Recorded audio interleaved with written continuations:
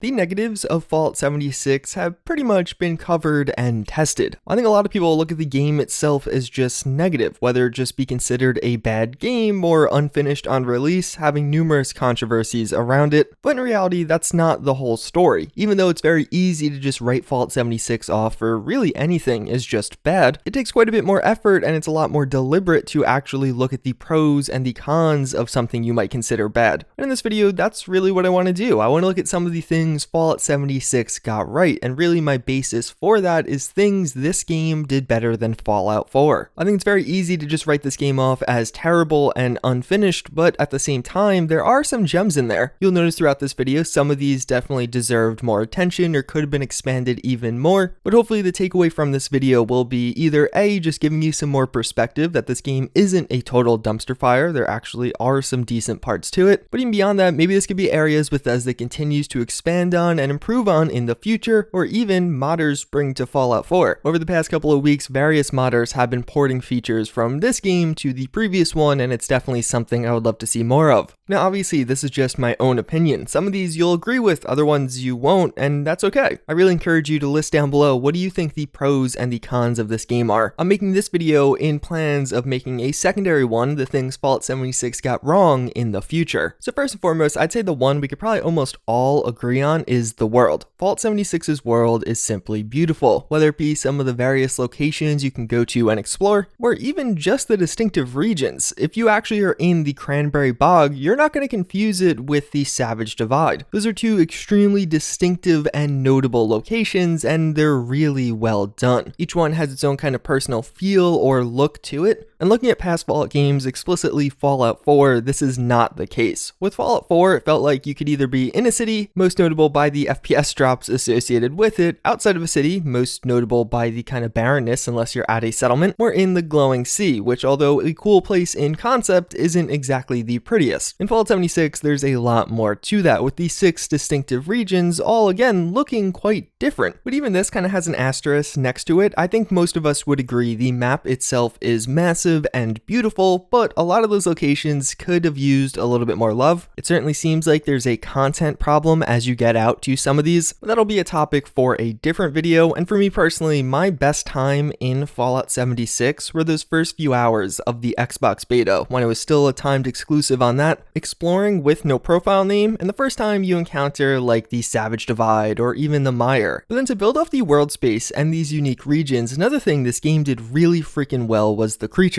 And this is overall. It's not like every single creature added in with this new version of the game is phenomenal, but a lot of them are really good, and I think this is for two reasons. First and foremost, you do have the cryptids. These are the ones that are largely building off of existing West Virginian lore, and a lot of these are just really cool and interesting. I still distinctively remember my first encounter with the Flatwoods monster, and even though it was glitched and didn't fight back, which is very Fallout 76 of this whole thing, it'll still remain in my head because of how cool an enemy that was in design. But then even beyond that, you have some of the other ones like Mothman and even the Grafton monster. Each of those having a really cool and unique design, and just is one of those creatures that you want to find out more about. For some, you obviously can do that through the story. With Mothman in particular, there's a lot of locations kind of attributed to him where you can get some more backstory, and I think a lot of us are banking on the fact that this will be an area for DLC. But even beyond that, I think the second prong that makes these creatures so good is how it kind of took what they had from Fallout 4. If you don't know, in Fallout 76, every creature from Fallout 4 does appear, and it fleshed things out quite a bit. It seems like in every major category, they kind of added in a few features. For larger beasts, you do have the mega sloths, which are really cool, even if kind of easy to take down. In the middle area, you do have a few honeybeasts, and especially in that forgettable area of small creatures or passive creatures that just kind of wander around, you have opossums, fireflies, frogs, and things like that. I really feel like they did a good job with the design of the creatures in general, but also I feel like having so many creatures in the game makes it feel so much more fresh when you encounter them because there is so much more variety. This is without a doubt something they got right, and I really hope they add in more through DLC. It's something they haven't really done with Fallout 4 as far as the main world goes. In Fallout 4, we only got new creatures through things like Far Harbor, and they only appeared in Far Harbor unless you use mods. In Fallout 76, I'd love to see them change that up and actually add in some new things to Appalachia. So while the first one with the world definitely had a little asterisk in the corner, I feel like settlement system, which is my next one, has a much bigger asterisk in the corner. I think Fallout 76's settlement system, that how it was kind of broken up into camps and workshops, is really good in theory. Like if I pitched it to you, you would love it, but with its current implementation and execution, it really needs some balancing changes. The idea of having a world that is massive and beautiful, but also a little mobile base that you could take around with you is really cool, and it honestly isn't even executed that poorly. Unfortunately, the camp system did suffer from numerous glitches over almost the past month. It was only very recently fixed, but I think what this does, rather than the settlement system of Fallout 4, is allow people to actually build into their terrain much more. I'm not really quite the builder myself, but on the internet you can see really beautiful spots where people will build around lakes or mountain edges, and that's awesome. I would love to do that with something like Sim Settlements, which who knows, maybe one day in the future we will be able to. But specifically, I like the camp system when it's also balanced out by workshops. You have your mobile and rather small home, but you also can create a much larger one at a workshop. A much larger place where you can build with your friends, actually collect certain resources, and each one has a unique feature to it, but also you will have to defend this due to the demand of it. Now, of course, in reality, especially with workshops, that's not really how it plays out. After it got those nerfs a couple of patches ago, when you look around the map now, it's almost never used. In my head, I would love to see workshops get some significant buffs and actually be a highly contested location, somewhere where you actually do PvP and have to defend your base. And honestly, I'd even love to see this get ported to Fallout 4, having workshops maybe be contestable by some of the other factions. Let's say you have a fusion core generator and the Brotherhood of Steel are like, no, we want that, and come attack and then subsequently take over that base until you recapture it. It'd be a really cool system in the game, and it's something I would love to see implemented. But as it does stand right now, I feel like in Fallout 76, this system has issues. I think it really could be improved and create a really nice dynamic. Although I do understand the kind of gap it creates with people who want medium-sized settlements. Workshops aren't permanent and camps are simply too small. But still, if I had to pick this versus Fallout 4 settlement system and saving another settlement, it definitely would be Fallout 76, at least for me. So I could see some people disagreeing with the last one, but there will be a lot of you that disagree with this one, and that's going to be multiplayer. So obviously for this one, it's not really like it did it better than Fallout 4, considering Fallout 4 doesn't have multiplayer. A lot of people like to say that Fallout 4 had multiplayer and it's just the cut version of that which made up Fallout 76, which I guess is technically true, but it doesn't really seem like Fallout 4's multiplayer ever got past the concept stage. So it's not like they're reusing code, they're literally just reusing an idea, which if that's where people are drawing the line, well, there's a lot of other issues out there. But either way, I really enjoy experiencing the Fallout world in a multiplayer setting. And just in general, I feel like Fallout 76's multiplayer was one of the saving graces, at least for me. There's just something about playing with others or even playing with friends that allow you to take something that maybe isn't the best, like a buggy release of Fallout 76, and actually get enjoyment out of it. Like even though Fallout 76 was objectively a bad game on release, I think a lot of us got some enjoyment out of playing with others in the Fallout world. It truly was a unique experience that I definitely got quite a few hours of fun out of, and it's something that I hope stays as an optional component. Pretty much exactly what we see with Red Dead Redemption. Let's say Fallout 5 comes out and you have your fully fledged single player experience, just like you got with Fallout 3, 4, and New Vegas. But then maybe also you have an optional co-op mode, and maybe even further, you do have an online survival mode, similar to what you have as Fallout 76, except it's the whole game. I think the multiplayer certainly needs quite a bit more refinement. They're trying to maintain this balance of doing the main story and questing while also having PvP and survival aspects, and it really didn't work all the time. But I think the idea, the theory of multiplayer does work, at least in my eyes. It's something I hope they don't can just because of what could be seen as a failure with Fallout 76. Obviously, I don't know the financial figures. I'm sure they made money on the game. I'm sure they're still going to make money on the game, and hopefully the game continues to improve going forward. But playing Fallout with friends is something I had a blast doing, and even though it wasn't done perfectly this time, or even close to it, I really do hope it does continue. But again, in an optional capacity. I don't want every Fallout game to be always online going forward. Then we do have menu changes. This is super minor and super small, but it really is a nice improvement from Fallout 4, and it's something even mods didn't really do. So you'll quite quickly notice while scrolling through your Pip-Boy now, there are additional menus. Further sorting to easily and quickly navigate through and access all of your items. This was mostly done just for the miscellaneous tab and also for quests, but I would honestly love to see this advanced even further. Let's break up that aid section into medical, food, and water, especially since that's such a core component of this game, or even just give me the option to break up weapons into melee, ranged, or grenade. Obviously, at the end of the day, it is a relatively minor change in the grand scheme of the game, but it's something that I really have noticed that I love and has made quite a big difference. Alright, so this last one is significantly smaller and by far the smallest on this list, but that's going to be load screens. I think the culmination of load screens and the photo mode have been a really great addition in this game. So at first glance, it does seem super minor, but when you actually play a Fallout game, you realize how long the load screens are. And like, imagine having this in Fallout 4, it certainly would make my load screens much better. In Fallout 76, they took what was otherwise a very boring component of the game of spending 20 to 30 seconds in a load screen and made it almost enjoyable. Now I'll see an image that typically reminds me of the event that led to me taking that image, which is probably something fun, funny, or interesting that I did in the past. It also may just be a glitch, in which case I'll probably left the game, but either way, it made it significantly better than just staring at some random tip and being able to move around an icon. This is one of those things that I really love as an addition, and I would love to see this get added to Fallout 4 through a mod. Specifically, it's just the implementation of my experiences and thus my memories into the load screen that I think just make them so much more enjoyable. So those are the 6 things that I think Fallout 76 did better than Fallout 4 and specifically got right, mostly. Again, I would really love to hear your opinions and comments on this down below. What do you think Fallout 76 did right or wrong? What do you love about the game? What do you hate about the game? Again, in the future, I do plan on making a follow-up to this, going over what Fallout 76 got wrong, but at least for the time being, I feel like that kind of stuff has been discussed and detailed enough that I might wait a few weeks before posting that video. Although who knows, maybe I'll post it in the next couple of days if I feel like it really is deserving. But before we end things off, I do want to share today's psychology fun fact of the day, and this is going to be several of those phenomena that do occur when maybe you have an investment or you spent money on something and you don't want to sell it, or you're more reluctant to sell it or even defend it. So most of you guys have probably heard of the sunk cost fallacy or sunk cost principle. That's one of the most well-known ones, but actually I think a lot of people get that wrong. But in reality, what the sunk cost principle is a form of bias that most humans engage in, and it's basically the idea that when making financial decisions, or honestly just kind of decisions in general, you should really only focus on the future costs and benefits, not past commitments you've had to this. So let's say you're given a stock as a birthday gift from your grandmother. When actually deciding to sell that stock in a perfectly objective world, you would just look at the upside and downside going forward. In reality, you'll probably look at or feel some emotional attachment because it was a gift, but even beyond that, let's say you're currently at a loss, you might be less likely to actually sell it. And that lowered likelihood to sell the stock at a loss actually is a part of several other psychological phenomena, such as entrapment, which is basically the idea that once you actually commit to something, you're more likely to try and justify or salvage it if it's failing. So in effect, a form of rationalization when something that you own is failing, or even escalation effects, where basically when your investment is failing, you might commit to it further. Like let's say you're gambling and keep losing money, you might place bigger bets to try and earn back that originally lost money. So all of this typically leads to irrational and otherwise biased decision making, which is not ideal. In these types of situations, you typically just want to be totally objective to try and get the best outcome. Of course, that's not real. Even professionals in this don't do that. But hey, you know what the first step to counteracting all of this is? Actually knowing about it. It's actually pretty crazy how different I do certain things, like fairly minor things, just as a result of my education, because I'm actually aware of some of these things that people do, and I'm like, oh yeah, I'm doing that thing. I should probably not do that thing. It's probably one of the most useful parts of my degree so far. But either way, as always, again, I thank you all for watching. I hope you enjoyed this one, and I hope to see you all next time.